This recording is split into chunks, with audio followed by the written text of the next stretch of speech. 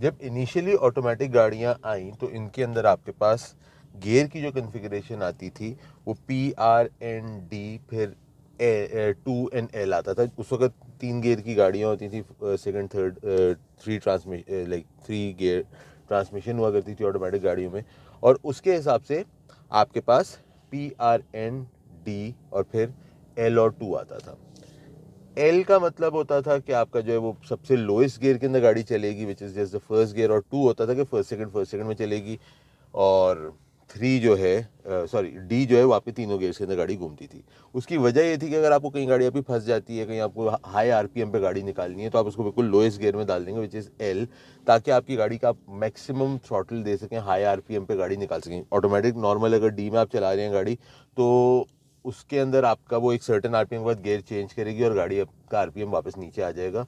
And आपको जो high RPM पे अगर गाड़ी को कहीं पुल देना है, या अगर आप गाड़ी नीचे की उतराई पे उतार रहे हैं गाड़ी, और आपको उस गाड़ी के अंदर उसको नीचे उतारते हुए पुल उसके स्पीड को कंट्रोल करना है इंजन ब्रेकिंग के साथ, तो आपके पास जो है ये इस वजह से आपके पास L और 2 के ऑप्शंस थे कि कहीं आपको खाली फर्स्ट सेकंड में अगर गाड़ी जानी है, कहीं आपको बिल्कुल लोएस्ट गियर में गाड़ी चलानी है।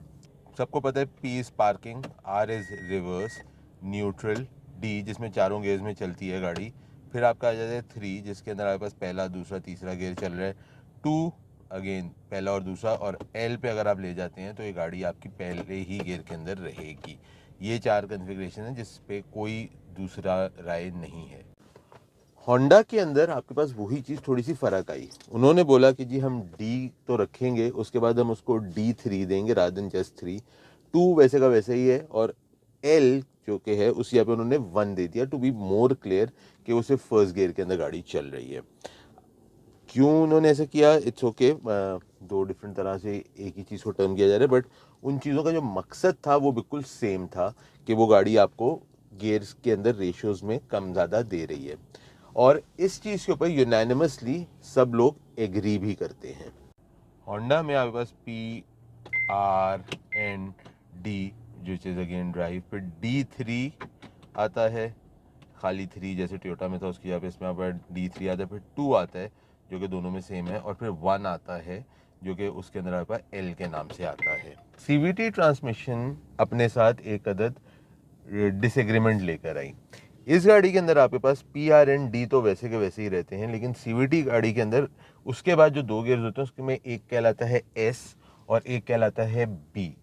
S का मतलब है कि कुछ लोग उसको एक्चुअली यहीं पे डिसएग्रीमेंट आते हैं, कुछ लोग कहते हैं S इज़ स्पोर्ट्स मोड, और जो B है वो है इंजन ब्रेकिंग मोड, और कुछ लोग इसमें कहते हैं कि S is second gear which is first और सेकंड गियर की खाली रेशियो में चलेगी, और B is base gear which is the first gear only. B के ऊपर भी मोर और लेस बात एक ही हो रही है कि उसको आप इंजन ब्रेकिंग बोलें या आप उसको फर्स्ट गियर के ऊपर लॉक करना बोलें, बात मोर और लेस एक ही हो रही है। जो बड़ा डिसएग्रीमेंट है वो है S के ऊपर कि क्या वो सेकंड गियर है या वो स्पोर्ट्स मोड है। तो आज हम जो है इसको चेक करते हैं कि S गियर के अंदर हमारे पास गाड़ी स्पोर्ट्स मोड में चलेगी या सिर्फ फर्स्ट और सेकंड गियर में चलेगी। तो चेक करते हैं इसको आज हम। पहले इसको हम डालते हैं D के अंदर और देखते हैं गाड़ी का रिस्पॉन्स क्या है।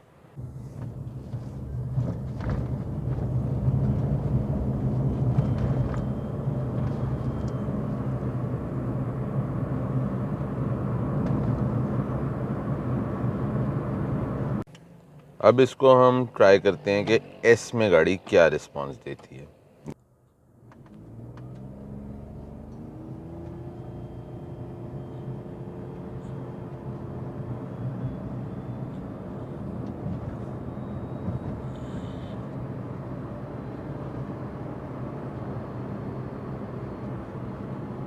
तो जैसा कि अब आपने देखा कि S के अंदर डाल के गाड़ी के जो गियर इंटरवल्स हैं वो थोड़े बढ़ जाते हैं और गाड़ी की रिस्पॉन्सिवनेस थोड़ी सी क्विक फील होती है। तो गियर इंटरवल्स चेंज हो गए और गाड़ी की रिस्पॉन्सिवनेस क्विक हो गई, विच इज़ वाई पीपल से कि जी ये स्पोर्ट्स मोड है। लेकिन गाड़ियाँ जो कि CVT के साथ आती हैं उनमें एक अलग स्पोर्ट्स मोड का बटन भी होता है, फिर ऐसा क्यों है? तो इसकी असल कहानी ये कि this is not sports mode, but वो आपका जो गियर शिफ्टिंग है वो आपको हायर आरपीएम पे जाके देता है। तो बेसिकली ना ये सेकंड गियर में चल रही है, ना ये स्पोर्ट्स मोड में चल रही है, ये आपके हायर आरपीएम पे गियर शिफ्टिंग कर रही है गाड़ी। मैं आपको दिखाता हूँ, अगर हम एक नॉर्मल ऑटोमेटिक गाड़ी को 2 पे रख के चलाएं तो वो रिस्पॉन्स कैसा देती है।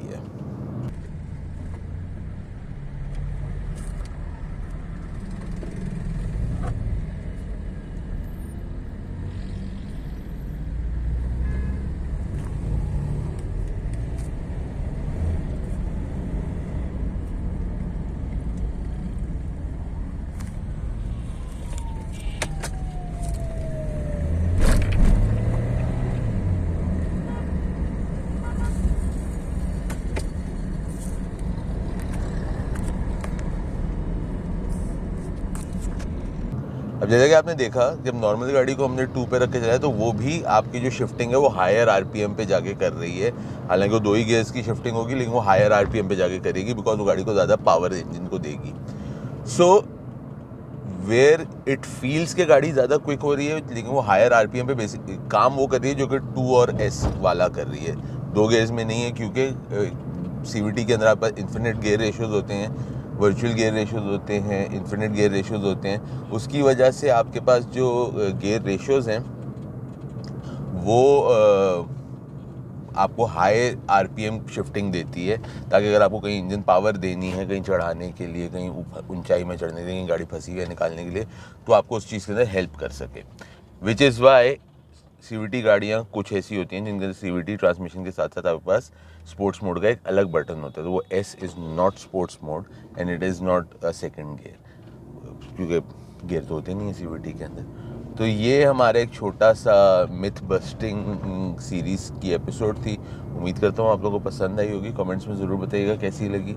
अपना और अपने घर वालों का ख्याल रखिएगा। अगली दफ़ा तक के लिए कैमरामैन शालिम रुबन के साथ उमर अरशद, बैम व्हील्स।